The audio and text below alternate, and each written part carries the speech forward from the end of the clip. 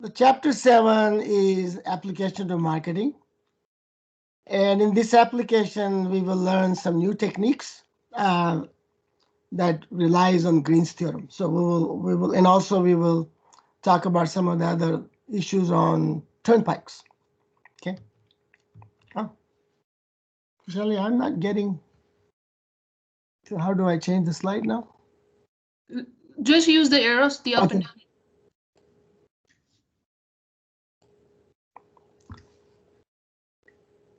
So in marketing applications, we have a state equation, which is going to be rate of sales. And the control variable will be advertising. So what we are trying to do is we are going to advertise in order to create more sales. Okay. And there will be an equation that relates the advertising to sales. Our objective will be to maximize profit. And the constraints would be either the advertising rate to be non-negative, which is certainly true, or it could be an upper bound. So those will be the constraint on advertising. And we do not have any state constraint as far as the state equation. The state constraints are automatically satisfied. So we will not have the chapter 4 situation in this particular case. Okay.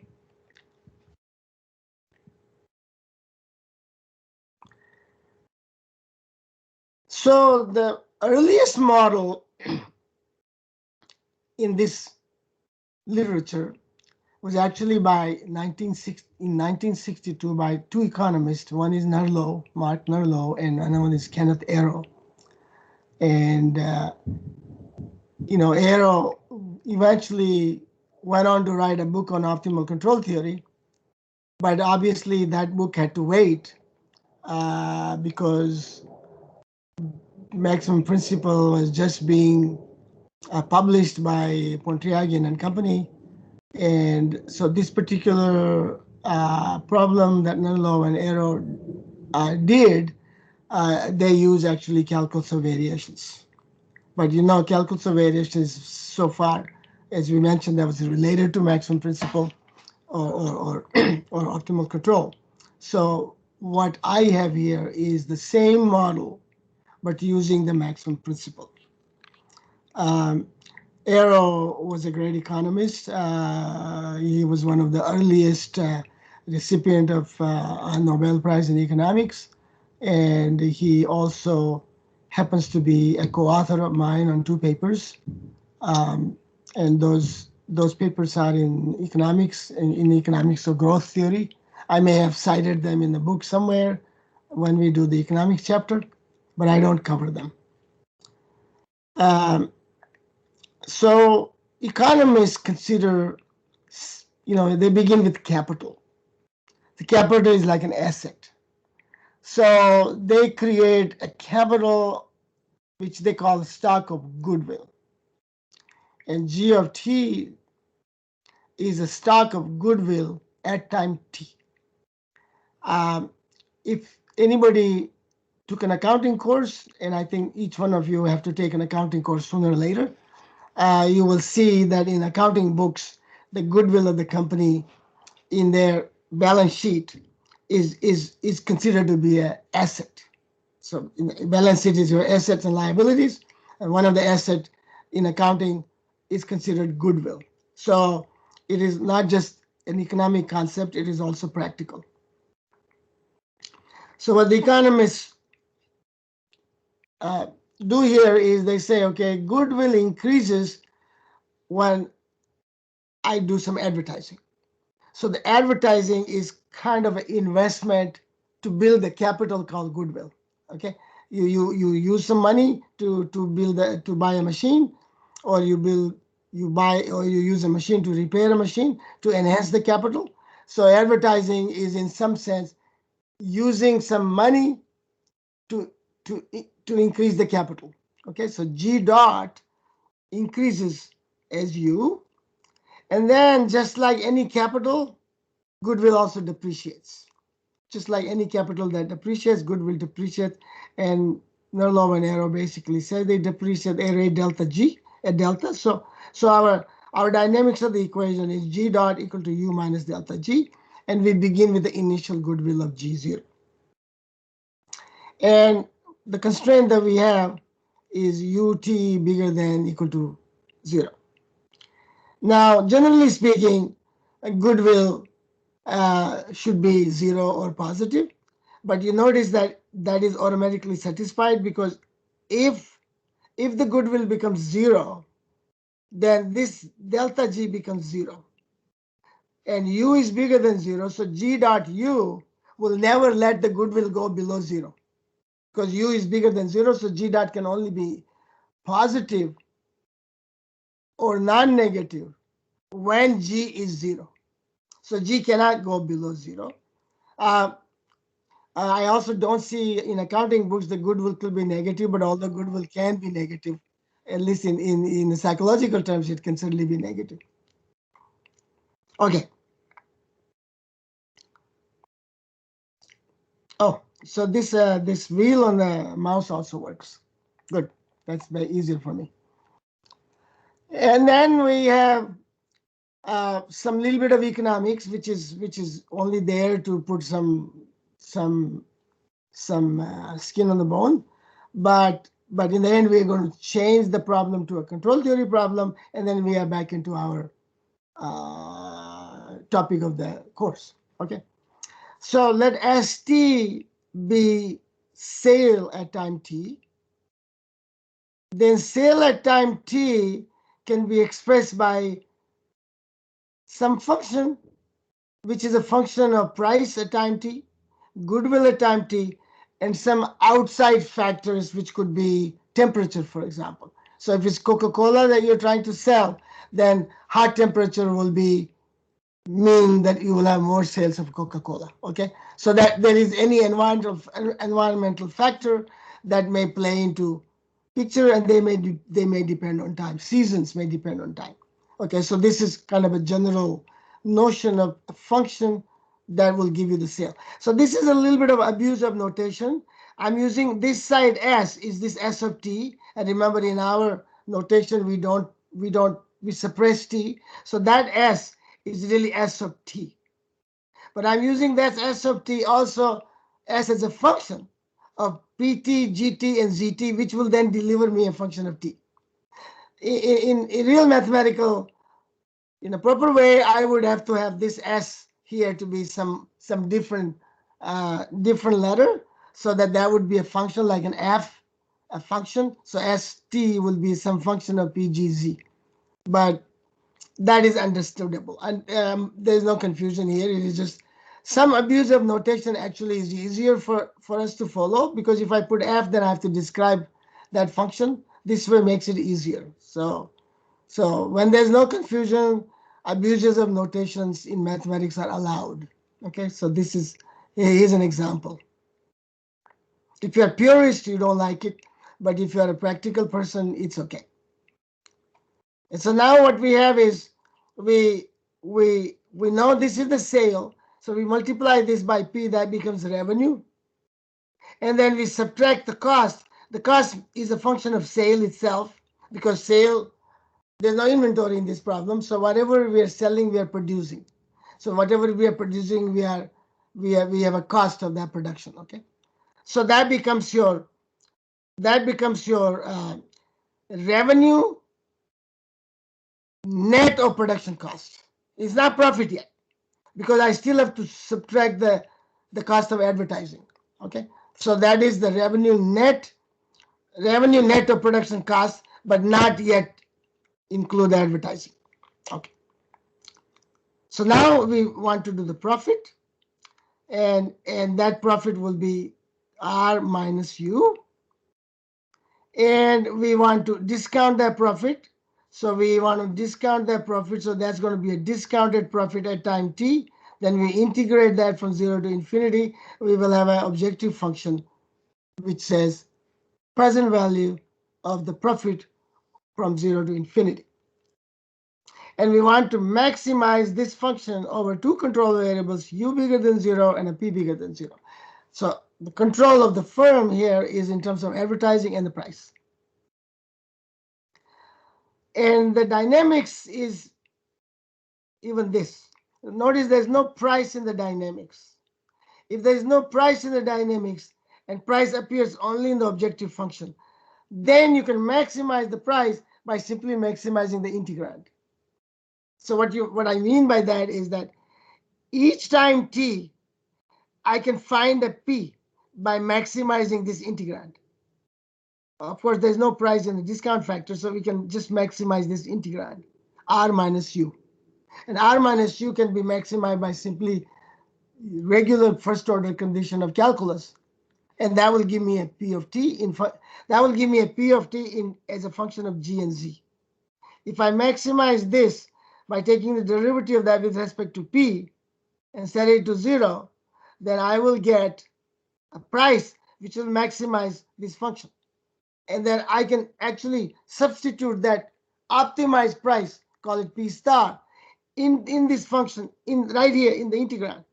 And that then there is no price left anymore in here, and the only control variable will be u, because one control variable is done without using control theory because it does not appear in the dynamics. Okay, so that's what we do next. It's something that you should know because it is important in problem formulation. It's important in formulating the problem to get to a control problem that we can use maximum principle for.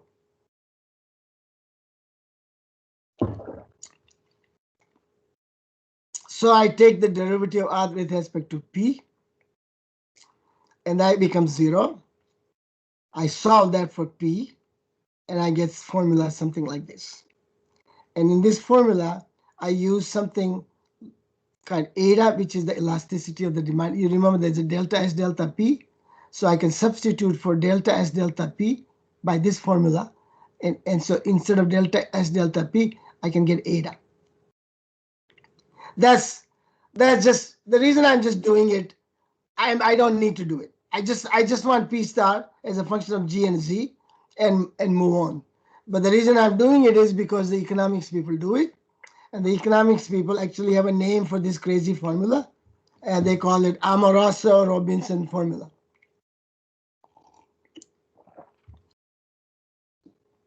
And if you go further, you can actually open up this formula back into this, and you can actually find out that this formula is actually marginal revenue. And if you look at that formula, so that formula is the same as if you take the eta minus 1 on this side and eta on that side, you will get this term here. So that term will be on the left-hand side. Right-hand side will be C prime S. C prime S is nothing but marginal cost. So you can see that formula is the first order condition of economics that says marginal revenue equal to marginal cost, which is nothing but first order condition of derivative equal to 0. So if you take a derivative of the profit has revenue minus cost. When you take the profit of the revenue minus cost, the first term gives you marginal revenue, the second gives you marginal cost, and what you end up is a marginal revenue equal to marginal cost. That is economics 101. But to make this into marginal revenue, you can either go back and figure out how it is, or you can go to a book by Cohen Syart or any other book that will tell you what to do. But I'm not getting into that.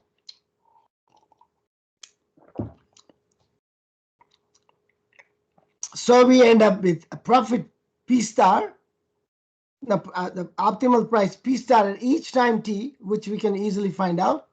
And then this one, and this P star is only a function of G and Z, because when you take the derivative of this, the only variable that are going to be a G and Z. So the entire function pi, which is this function, will be a pi of G of Z. So we eliminated the P by doing this. And now we have a maximum u bigger than or equal to 0. And we are going to assume z to be constant because otherwise a control may depend on z as well. We will see a little bit later what that does to the problem. But we, as far as Pontryagin's maximum principle concerned, to get a nice solution to this problem, we make z to be constant. So we can remove this from the function pi. So our problem, the control problem that now we are going to deal with is this problem. It says maximize over choosing advertising over time. Advertising should be non-negative. We want to choose so that the present value of the profit is maximized, subject to a dynamics which gives you the relation between advertising and goodwill. Okay. Again, you can make assumption on R and C and all of that so that you will end up with pi g, which is concave. Because we want a concave problem here, because we have a maximizing problem. We want a concave problem so that we don't have to worry about, the maximum principle will then give you a sufficiency, and the solution will be simply unique, and if it's strictly concave, it will be unique and optimal. Okay. When it is not so, we will have a new idea that comes in this chapter, which is coming for the first time in third edition, because I did not include that in the second edition. So we'll learn that about, and for the first time, I will be teaching this particular concept to this class for the first time. We did not do that last time. Okay. So concavity means profit increases as goodwill increases, so pi prime. And there's a marginal diminishing return to goodwill. So if you keep increasing the goodwill, its value is less and less. So pi double prime z is less than 0. Marginal diminishing property to an asset is a very, very, very, very common standard assumption in economic theory. Okay, so we just take that from there and we continue on. So once we are here, we have an infinite horizon problem. We have developed the theory of such problem in chapter 1 to 4. And so we're going to do the Hamiltonian. Then we're going to do lambda dot, this is the current value Hamiltonian. We do lambda dot, so rho lambda minus delta A delta G. So we get that. And because it's infinite horizon, we need a boundary condition of lambda. So we put a boundary condition, and notice that boundary condition is not a necessary condition. It is a sufficient condition for maximum principle. But that's okay. We're just going to use that. And we move on. So first thing we do is to provide some interpretation. Okay. We know the lambda t is the shadow price of goodwill. We know that from our interpretation of lambda in chapter 2. And we also know that the Hamiltonian decouples the problem of current and the future. And it does it by the device of lambda, which is the value of the goodwill. And so what happens is the Hamiltonian is a sum of the current profit and some future profit, which is expressed by lambda in some way. So we'll see what that means. So the current profit rate is phi g minus u. I made this a rate. If you want to do a current profit, then you have to invoke a little period of epsilon or a big delta, a small period, and you have to multiply pi g minus u times this delta. So that gives you the profit in that small period. Or you can just argue by rate. Sorry. So we have a pi g minus u is the rate of profit. And notice that lambda is the value of the goodwill. But if I set u, then u increases the g, and so g dot. So the rate of increase of goodwill is g dot, and I multiply that by lambda. So that gives me the dynamic. That will give me the profit. That will give me the new value of the value of the goodwill acquired by you. So what does you do? When I advertise, I reap immediate profit, that is this. And I also reap profit because the advertising increases the goodwill, and that increase in the goodwill gives me future profits. And the future profits are computed by the value of the goodwill, which is lambda times g dot. So we have a current profit and the future profit, lambda g dot, and Hamiltonian says, I maximize this whole thing. So if I already include the future profit in lambda at time t, in Hamiltonian time t, then Hamiltonian time t can be maximized at time t without worrying about the future. Okay, so I have a kind of a static problem at each time t if I have the right lambda. Okay, we talked about that several times, but again, the right lambda is a $64 question, and we need to figure out what that right lambda is. That's part of the control problem as well. Okay. As I mentioned to you, that Arrow wrote a book on optimal control theory, even though while they wrote that paper in 62, by 1970, Arrow and Mordecai Kurz, both at Stanford at the time, wrote a book. Arrow spent I don't know, most of the time at Stanford, but he also spent several years as a professor at Harvard.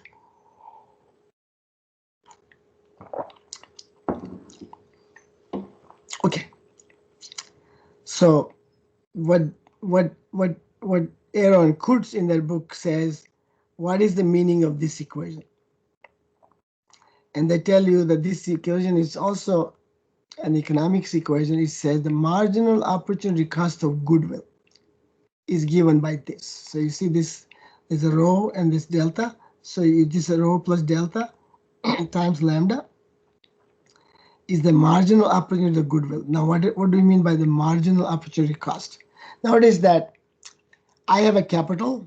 Let's say I have a unit of capital, which in this case is goodwill. The unit of capital has a value lambda. So lambda is now the dollar value of the unit of, okay? So this is the amount of money I have in terms of goodwill. Unit of goodwill that I have, unit of goodwill, the dollar value of the goodwill is lambda. And if I have a dollar value of the goodwill invested, the stockholders expect a return rho. Rho is like a stockholder's required return on the capital. Okay, so that is rho. So rho times lambda is the opportunity cost. But I have to add delta because of the depreciation, because my capital is depreciating at the same time. So by keeping that 1 unit of goodwill, I need to earn rho, but I'm also losing this at the rate delta. So my opportunity cost, because that's also part of the cost. So my opportunity cost is what I'm required to earn and what I'm losing altogether. So this is the marginal opportunity cost of investment in goodwill. And what Mr. Arrow and Kurtz says that must equal to the marginal profit. Marginal profit in time from d to t to t plus dt is pi prime g times dt. So you see, if I remove the dt, I have to argue in terms of rates. If I multiply by dt, I can argue in terms of the profit during that time period dt. Okay, so they're equivalent. Okay, so previous time we did the rate. Here we did in the interval t to dt. We multiply the rate by dt, and that gives you the thing. And you see that so that is equal to pi prime g dt. So this gives you the pi prime g dt. And remember, this is rho plus delta. So we have a pi prime g dt, and we have a lambda dot also. Okay. So when you multiply by dt, you multiply dt, this becomes d lambda, right? So this is d lambda plus pi prime g dt equal to rho plus delta times lambda. Okay, and that's what we're trying to interpret. So d lambda is lambda dot dt, and that says that whatever the opportunity cost of goodwill is, it should be equal to marginal profit and capital gain. Because the goodwill also, if lambda increases from lambda to lambda plus d lambda, then d lambda is my capital gain. So my goodwill also is giving me money in terms of the gain. It's like a stock market, right? It's like a stock. If I put the money in a stock, I have two ways to get the money from stock. One is the dividend. So this is the dividend. And one is capital gain, because I can sell the stock after DT period and capture that D lambda as a capital gain. So I can get the dividend which is the currently what I get, and I also can get by selling the stock, I can get the capital gain. So what Mr. Aaron Kurtz is saying is that in a dynamic situation, this equation is the same equation is an statics equation, which says my my earning should be equal to my opportunity cost of capital. That is the static relationship. And what Arrow and Kurtz are now saying that I can interpret by giving you the value of lambda, I can interpret that relationship as the same as the economic relationship in a static period. Actually, what it is saying is more than that. What it's saying is that the lambda should be such that when it is exact value that we find, that must be such so that the economic relationship that we know in a static situation would satisfy.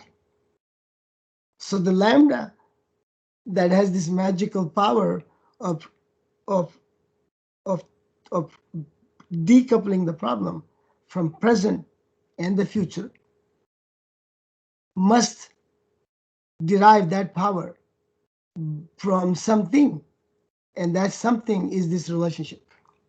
This relationship tells you why lambda is what it is, why it does what it does. Okay, so this is so what we have done so far.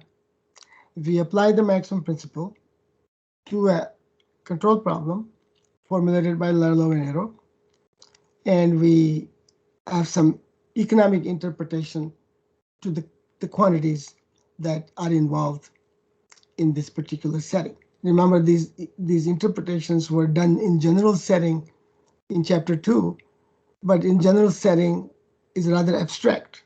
But now we can put a teeth into it, so we can see that this abstract is now more concrete in terms of what we can say about lambda and other quantities that arise into this particular formulation. The next thing we do is what is called the optimal long-run stationary equilibrium. We have the concept is known to us now from the previous chapter. I think chapter 3 we defined that, and so as you can see here, the definition goes all the way back to 3.108 in chapter 3, and we have triple because we don't need really a constraint right now. The mu is not needed. We don't use mu anywhere, so we can just put g bar, u bar, lambda bar. Lambda bar is one. Easily you can see why it is one, because if you take the derivative of this with respect to u, you will get 1 from here and lambda from here. So lambda equal to 1. When you set it equal to 0, you get lambda bar equal to 1. So that is the first thing we can get. And then we can have a lambda bar equal to 1, and we set into lambda bar equal to 0, we get this. Okay, we're going to assume that the company makes at least that much profit when the goodwill is close to 0, and when it increases, and it is less than that when it's infinity. That gives you some marginal diminishing rate of return. It's a very high in the beginning, and it goes to be very low, but somewhere in between, because of these two conditions, we will see that the optimal G bar in this solution should be somewhere between 0 and infinity, not at the boundary 0, not at the boundary infinity. Those two sensible conditions will give us a G bar, which is going to be an interior solution. Okay, so we have this. Let me, this is just another economics relationship of what the G bar is in terms of various, and there's another concept called elasticity of demand with respect to goodwill. So if you do all of that, you get this. And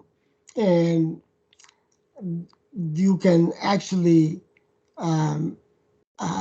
use this relationship in some way later to show that advertising has some relationship with these quantities.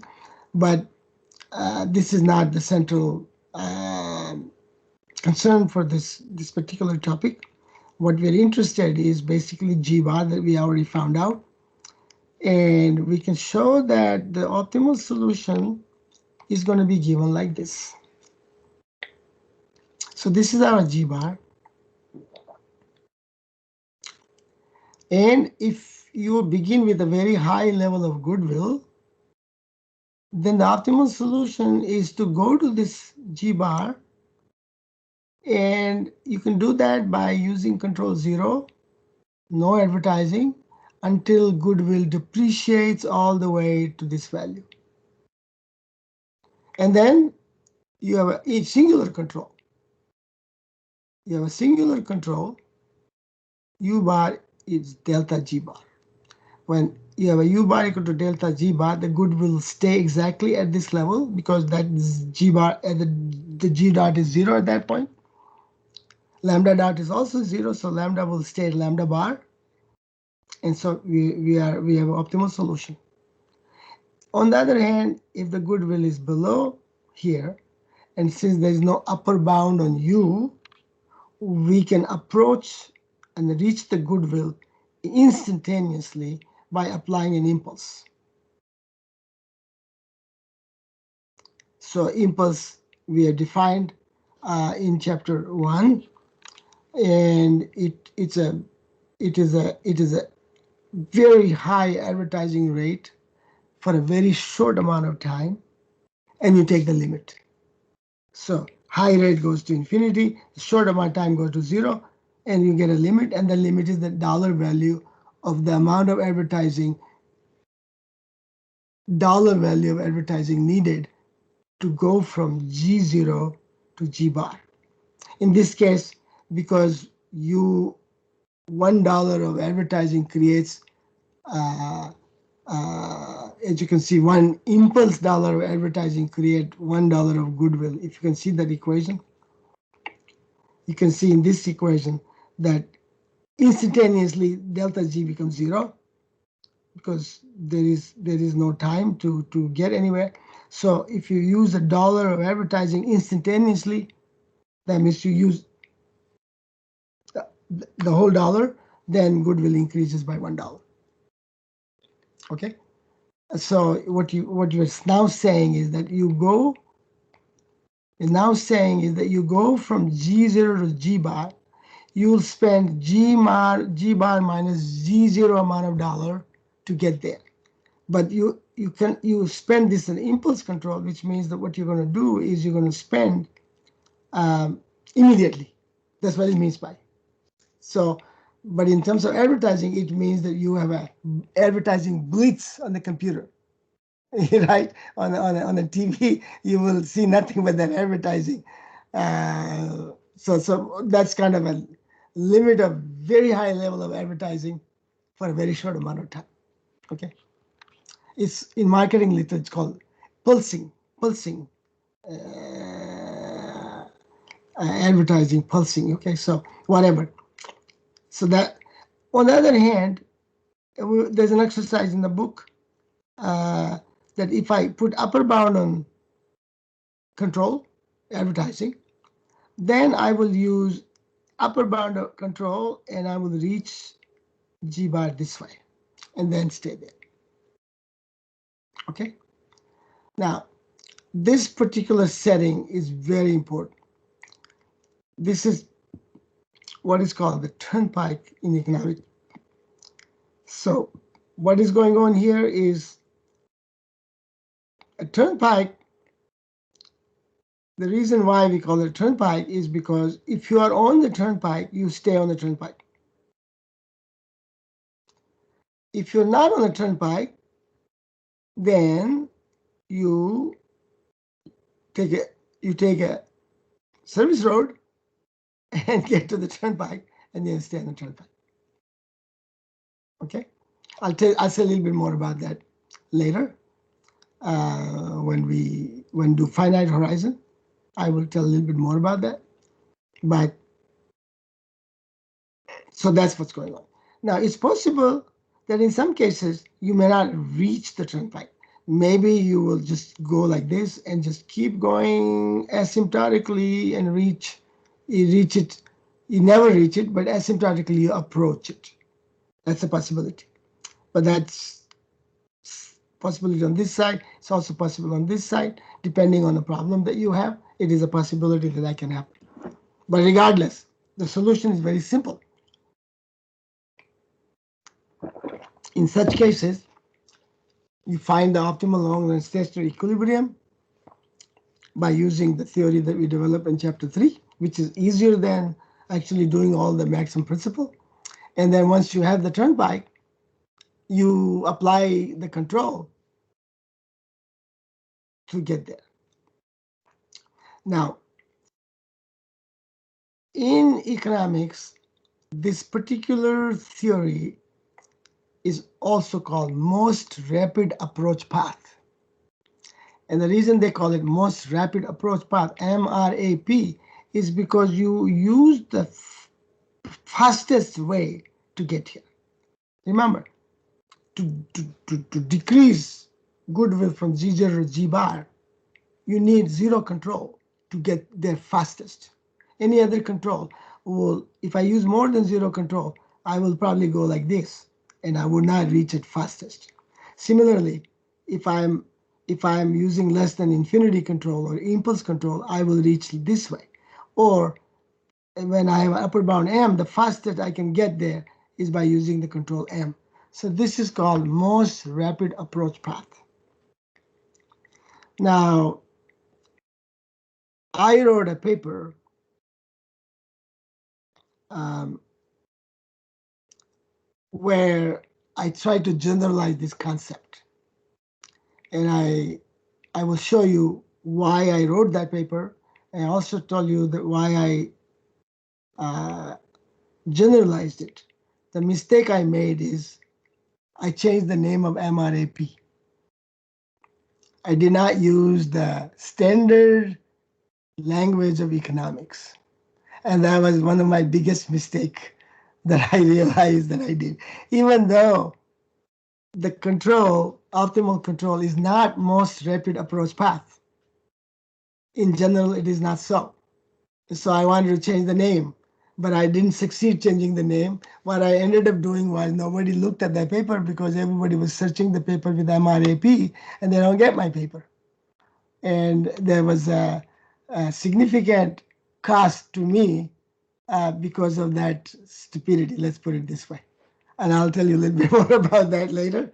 But for the time being, just tell you that my paper did not have that. And I will tell you a little bit more because we have to get some context to get there. Okay. So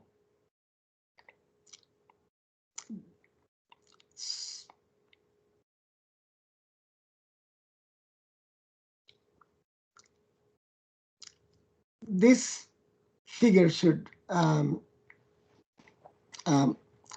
we should have this one before that analysis. So let me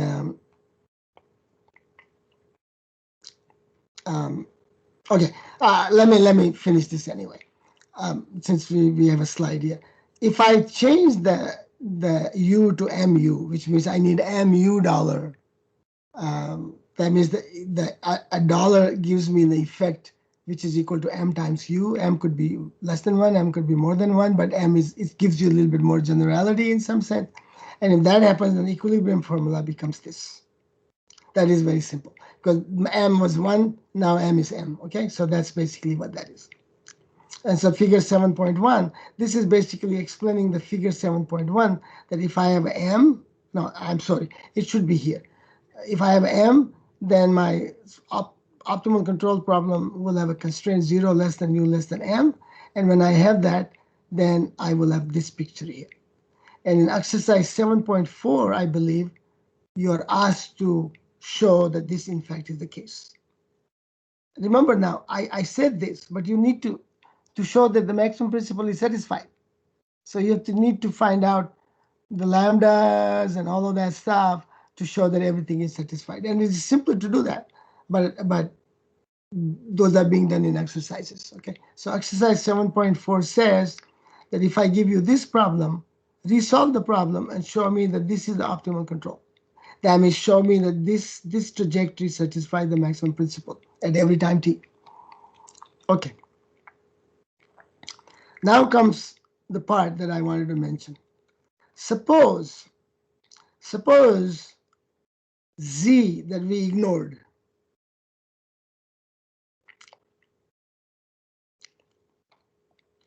Suppose this z was not constant. Here we made a constant, so this function is pi of g. Suppose this z was not constant. If that is not constant, then you will find that this u, optimal u in the turnpike, this u in the turnpike u bar, this u bar will also be a function of time. G bar will be a function of time. U bar will be a function of time. Okay?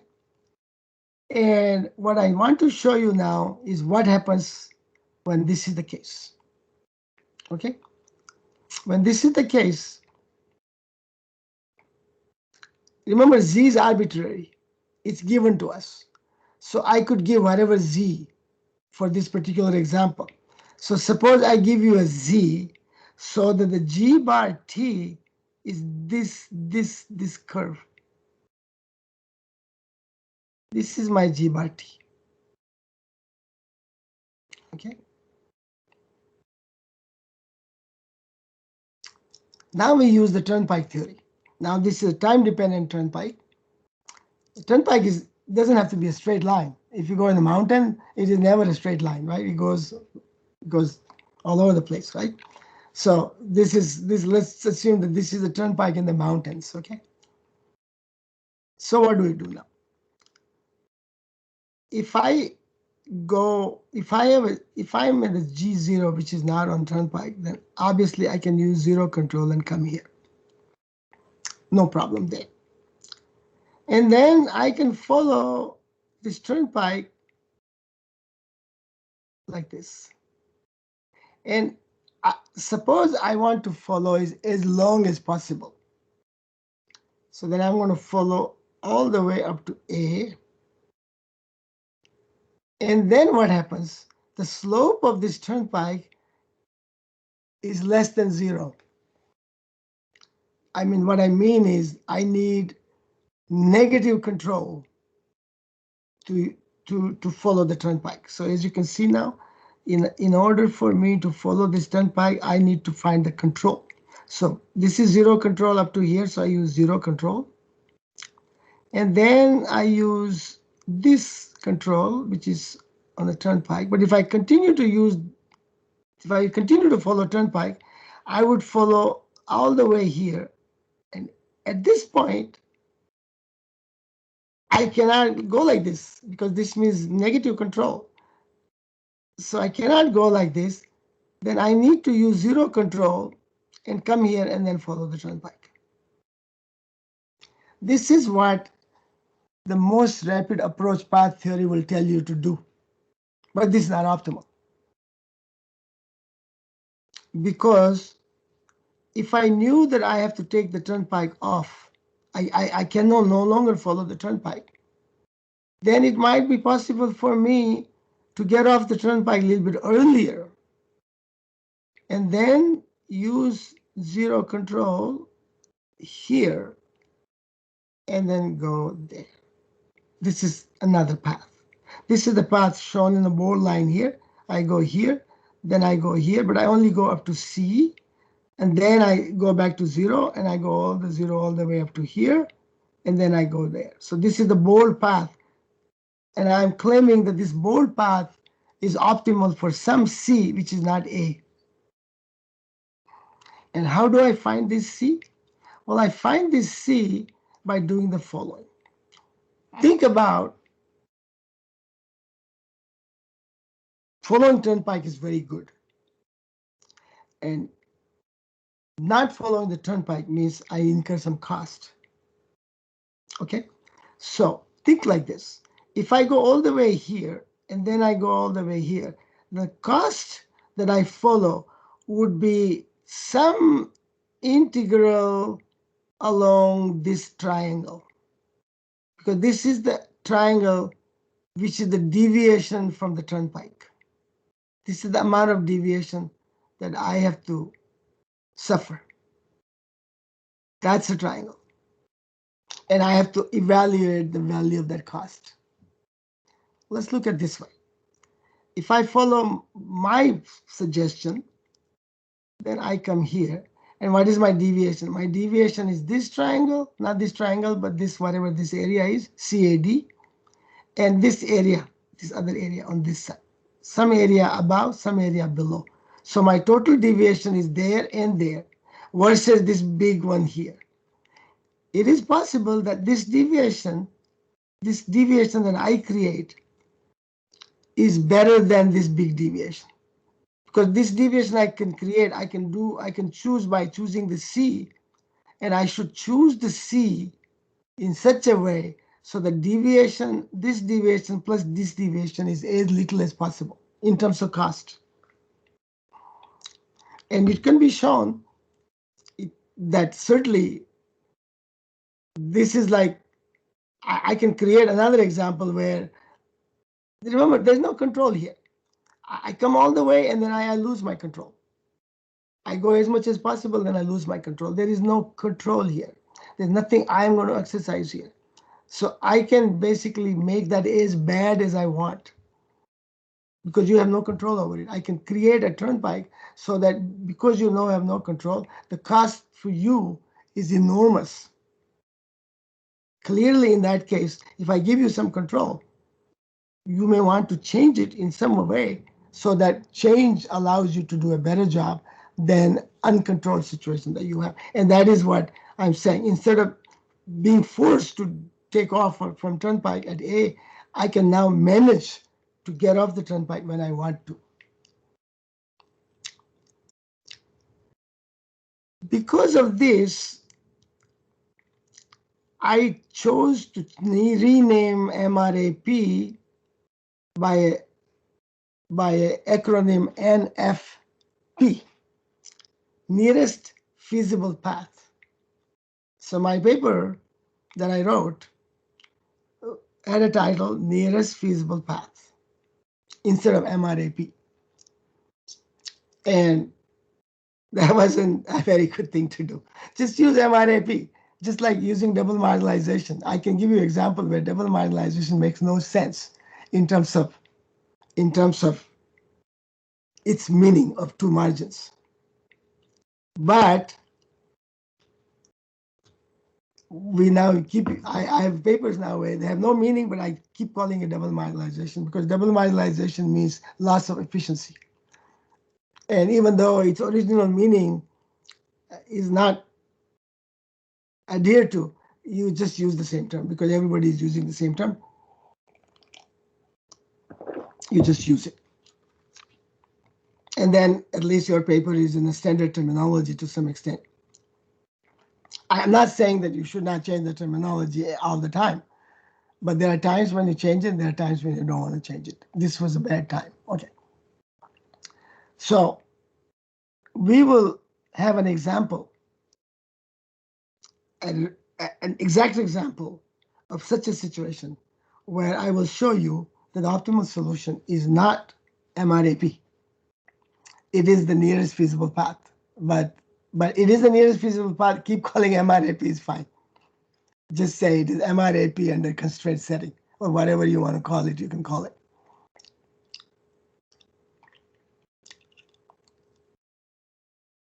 So basically, I'm saying for a time-dependent z, g bar t will be a function of zt.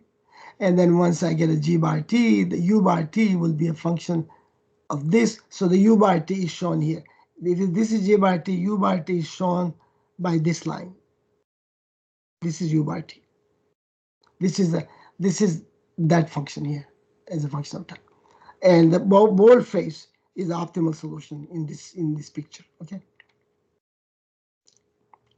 So I already said that in many, many better ways, much better ways than just this paragraph. So I think we can move on.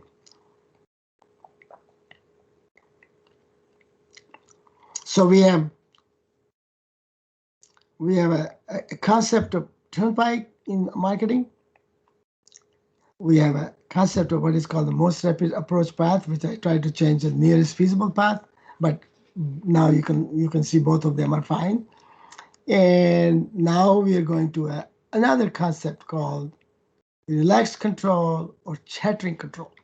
I want to not spend too much time on it, but I'll give you why this arises and then move on. So in many cases, it turns out that the cost of advertising may actually be concave. Remember, we have so far used the linear cost, M times U, C times U, or just U. It could be a function C of U. If it's a function of C of U, it could be concave in the sense that you have a bulk buying. If you buy, one banana, you may pay 20 cents.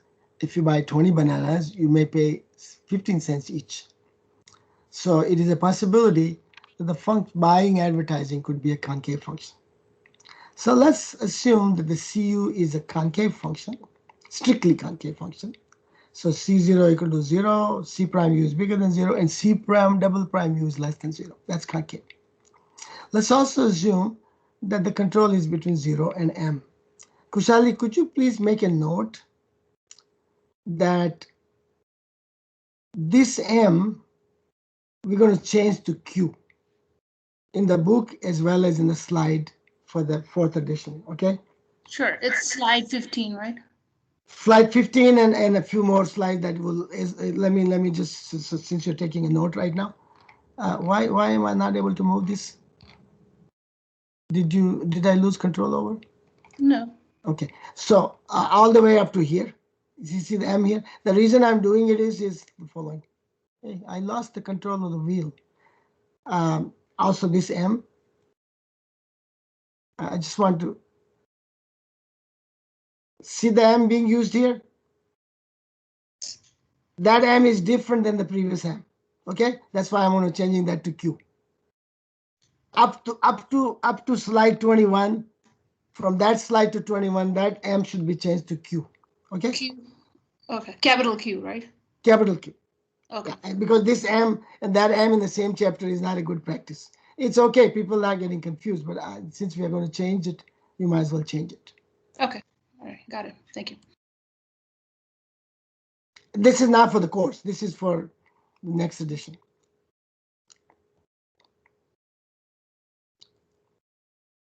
Okay, so we are back here. Now notice what happens. If I make this concave, and since this is minus times Cu, that function is convex in U.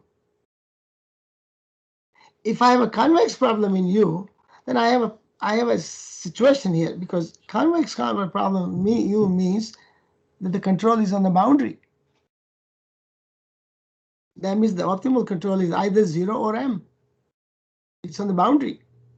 That's what convexity means. That's what happens in linear programming. Well, that's a linear problem, but linear problem is the same. You also have a control on the boundary, but here you have a control on the boundary. So we have a new problem. And I'm going to try to show you that in this new problem, there is another kind of control that is optimal. And that control is an interesting concept. In fact, the concept is in some sense similar to what is called a mixed strategy in game theory. How many people know what is a mixed strategy in game theory? Raise your hands if you don't know. Mixed strategy in game theory. Does anybody know? Anybody did game theory yet?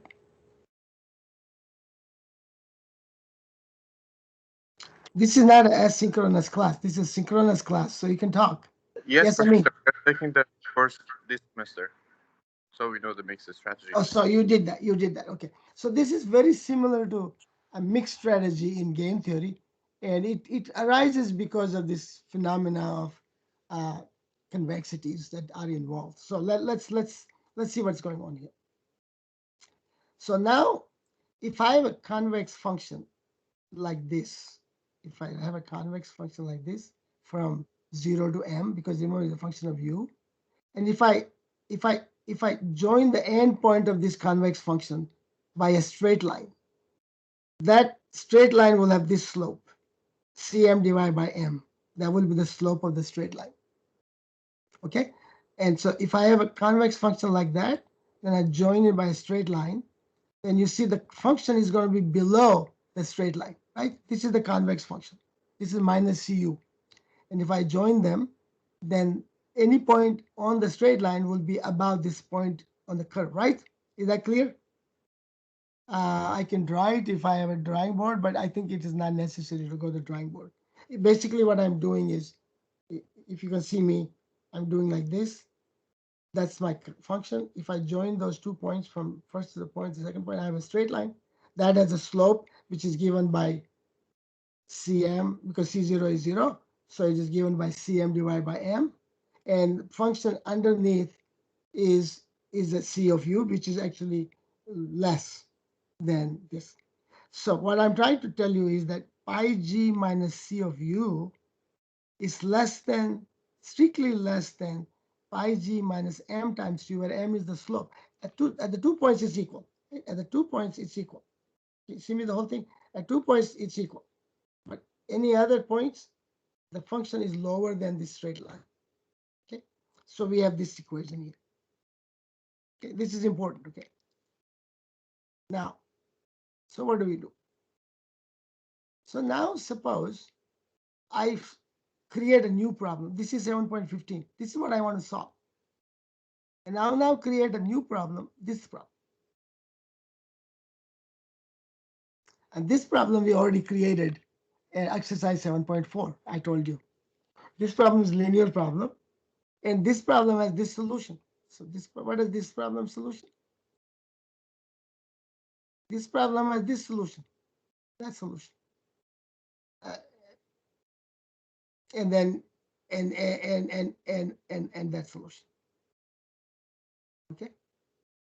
There will be m, so that some equations will change. I mean that equation will change like this, and you can find it. So the g bar is not the same. The g bar is not the same as the previous came. The g bar is slightly different, but whatever g bar is, this is the solution. The solution is to go to this by the upper bound and then go like this. Or if you are here, go here and then go like this. This is the optimal solution. Now the question is, what do we do? First of all, here's what we're going to show. We're going to show that that solution is better than any solution of this problem because of this 7.16. Any solution of this problem is better than the solution of this problem. There is no other way. This is because of this. This is strictly. The question then is, can I interpret the solution of this problem, 7.15? Can I create a mixed strategy to create the solution of this problem, which is like this? So let's see what I'm trying to tell you. Professor, I Yes. have a question. A mixed strategy in control, does it mean that we do some, with some probability we use one of the Yes, yes, we controls? will get there. We'll get there. We will get there. It's not here yet. You're absolutely right. You're ahead of me. Okay. So now what happens is, let's take the solution of 7.17. 7.17 solution is G bar. And the solution is you go from G bar to this, and then you go like that, right? That is the solution. What is the solution of 7.15? Well, take any solution of 7.16, which goes from here to there, which is zero control, which is M control, then go to zero control, which is zero control, then to M control, which is this control, then zero control, and then M control, and zero control, and so on line. Okay, so we have a control of the other problem, which is feasible for 7.15, right? Suppose I change the G1 closer to G bar and G2 closer to G bar, then I will have this kind of control. Okay? Suppose I take G1 closer to G2. Now I have this kind of control. That means I'm switching very, very fast from 0 to M, right? Now take the limit. What is the limit? The limit of that solution is go from 0 to this point and then switch infinitely fast. Switch infinitely fast. So you have a 0 for 1 microsecond, then M for 1 microsecond, then 0 for 1 microsecond. Then you switch again, 0 for 1 nanosecond, M for 1 nanosecond, and you take the limit. That limit is called chattering control. Okay, because you chatter so fast.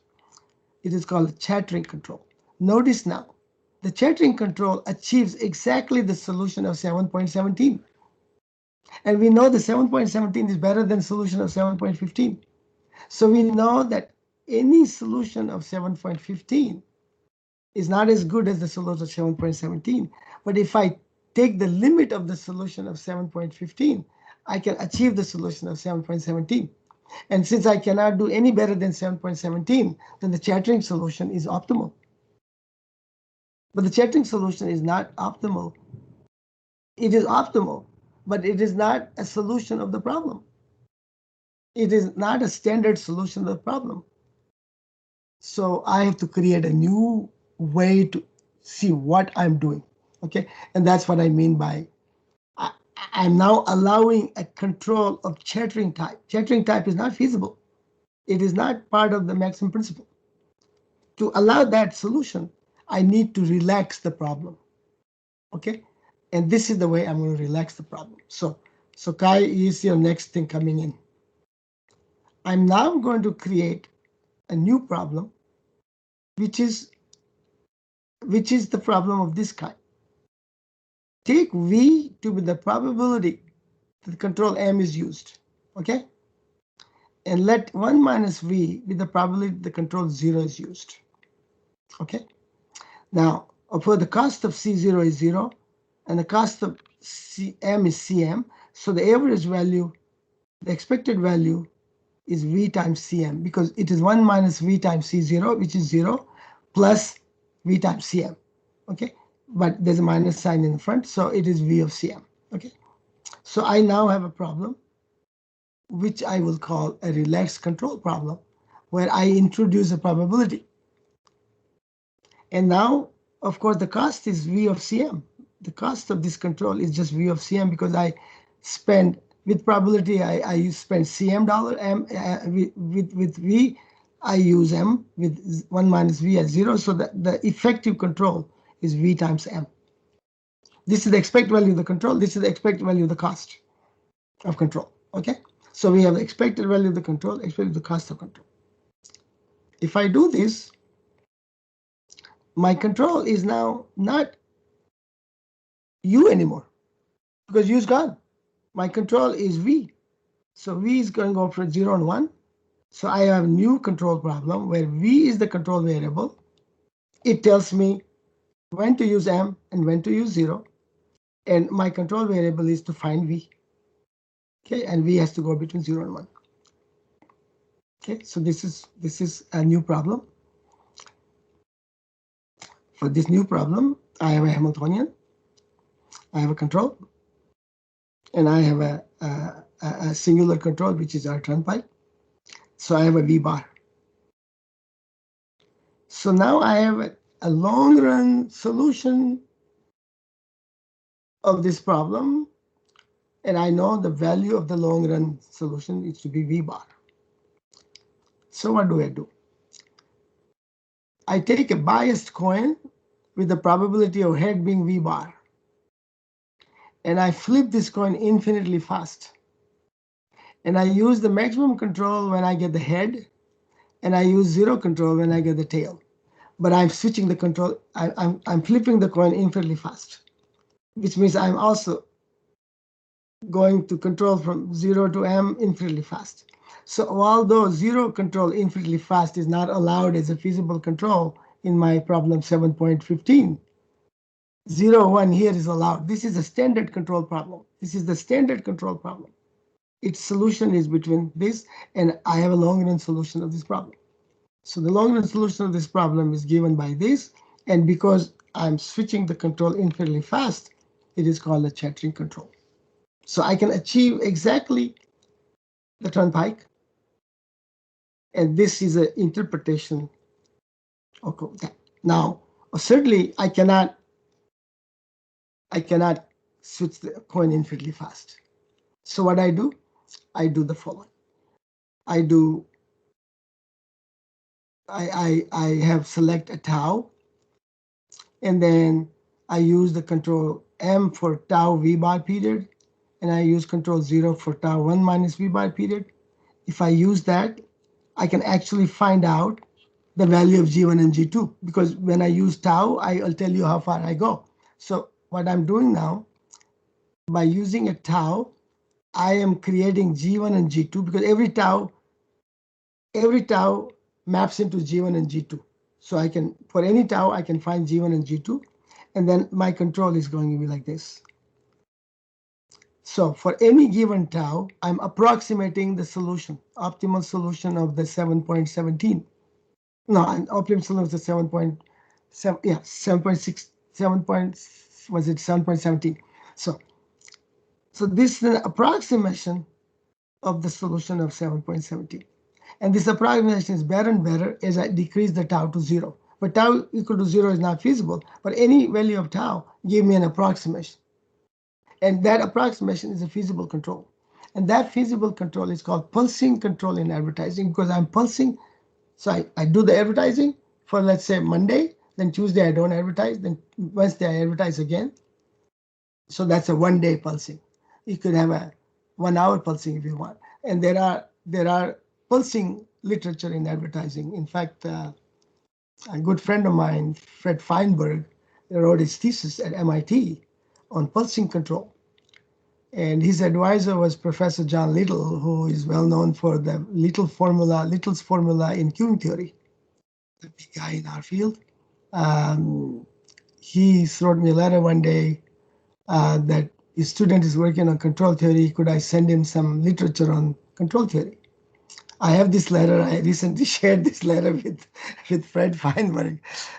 Fred says, "Oh, that guy was me. That guy was me. He's asking the papers for." And so I said, if you want the original letter, I can send it to you because it's sitting in my file. Anyway, so Fred is currently the department editor of marketing OM interface in POM. And he used to be as a DE in marketing science some time ago. But right now he's just a DE in POM. Okay, he's a big professor in marketing at University of Michigan, Ann Arbor. Okay, so that's chattering control. And Kai, you know now what's going on? That's your coin toss, right? Very similar to a mixed strategy. Again, mixed strategy we cannot follow. We can only approximate by the device called tau. Okay. So it's called pulsing policy in the advertising literature, and we have done that. So we are now finished we've finished the Nerlow arrow model. We finished Turnpike. We finished what happens when the Turnpike is not approachable by feasible control and how to do it. And we also have finished something called chattering control. So we are now at 121. We are going to switch to a new problem.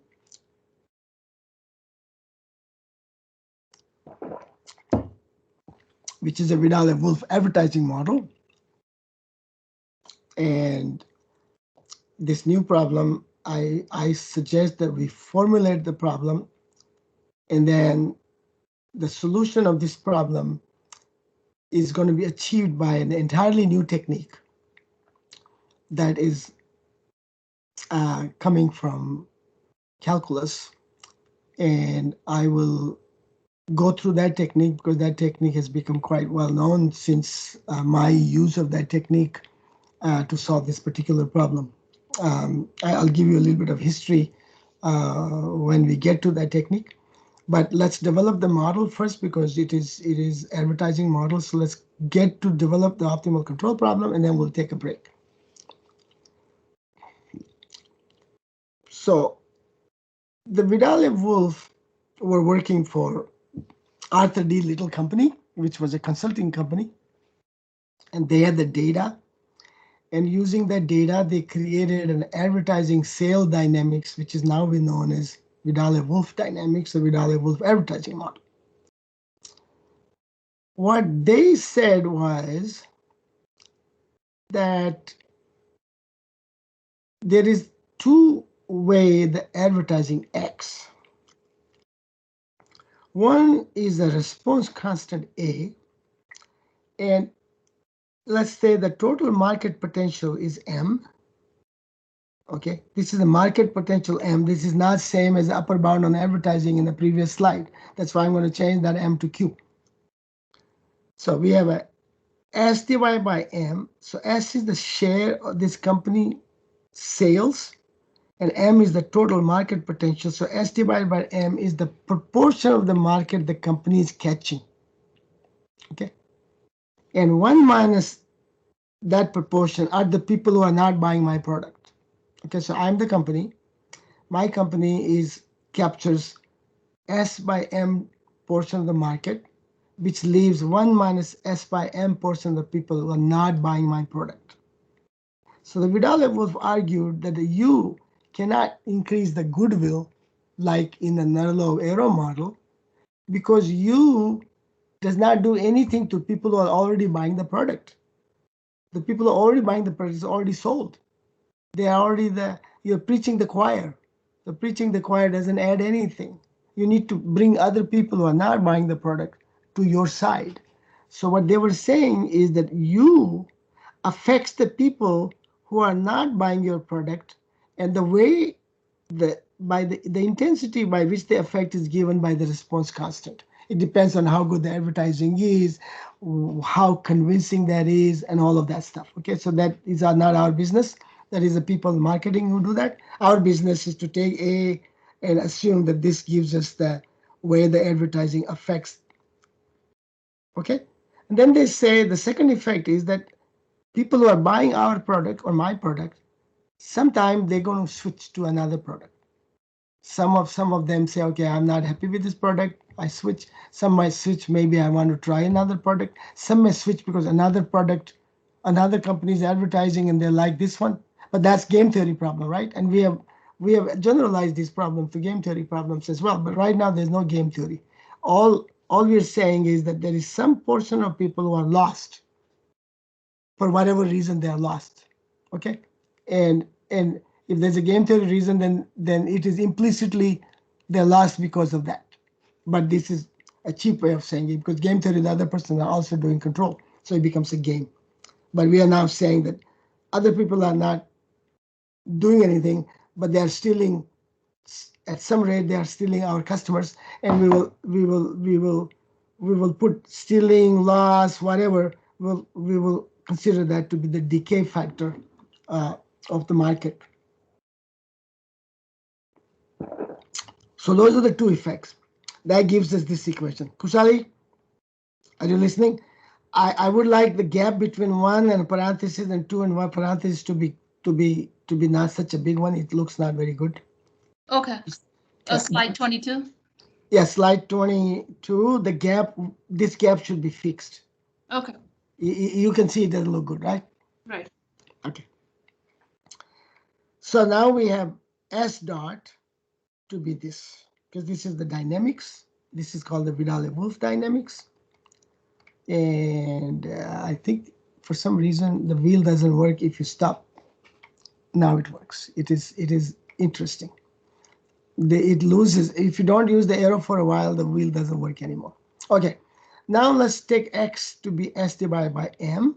That's the portion because M is fixed. We can assume M to be fixed, although when we published the paper in Management Science, that was based on a similar model. It was based on Sethi model that you will see later on. I will introduce that later. Not in this chapter, but it's being discussed later on in the stochastic part. But I will mention to you a little bit just what a Sethi model is. Okay, so you have a S divided by M. I think 7.37, the problem that assigned to you is Sethi model.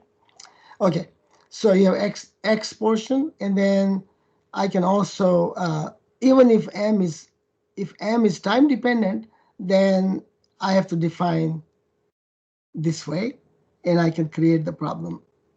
Basically, I'm transforming the problem by this device. And when I do that, I have this dynamics. If m is a time function, then r and delta will be a time function. If m is constant, then r and delta will be constant. We're going to assume m to be constant for this part of this chapter. Now, for this part of the section, we'll assume m to be constant. Okay? But it doesn't have to be. The problem becomes time dependent. The turnpike that we'll get will become time dependent. But we are not going to do that right now. Okay? So basically, with m constant, I can convert that problem into this problem, which is more familiar to me, and it has less number of parameters and whatever. And then I will have an objective function. So this is the portion of the market I capture. The total market is 1. Total market is 1. And so pi x minus u is my profit. I discount. I take integral from 0 to t. So I'm now giving you a finite horizon problem. Okay. And later on, we will see what happens when t goes to infinity. And then I have x dot. I'm now going to put a terminal constraint.